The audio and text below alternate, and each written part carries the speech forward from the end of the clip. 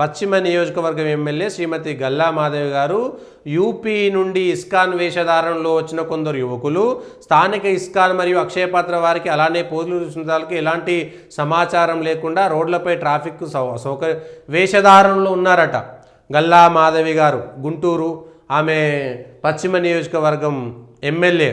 తాను ఒక గొప్ప ఘనకార్యం చేసినట్టుగా ఇస్కాన్ వేషధారణలో ఏదో టెర్రరిస్టులను పట్టుకున్నట్టుగా, ఇస్కాన్ పైన బంగ్లాదేశ్లో చిన్మయదాస్ పైన కాదు, భారతదేశంలో ఇస్కాన్ పైన ఎన్డీఏ భాగస్వామి ఎమ్మెల్యే గల్లా మాధవి ఆంధ్రప్రదేశ్లో గుంటూరులో రోడ్లపైన భగవద్గీతలు అమ్మదట. ఏం చేయాలి తల్లి, మీరు అందరూ పోయి చర్చిలకు పోయి ఇవాళ మినీ క్రిస్మస్ చేస్తుంది ప్రభుత్వము, మరి వాళ్ళ ఎందుకు ఇవన్నీ చేయట్లేదు?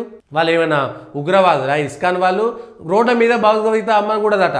టీడీపీ వాళ్ళ ప్రకారము, తెలుగుదేశం పార్టీ విధానాల ప్రకారము రోడ్లపై భగవద్గీత అమ్మకూడదు.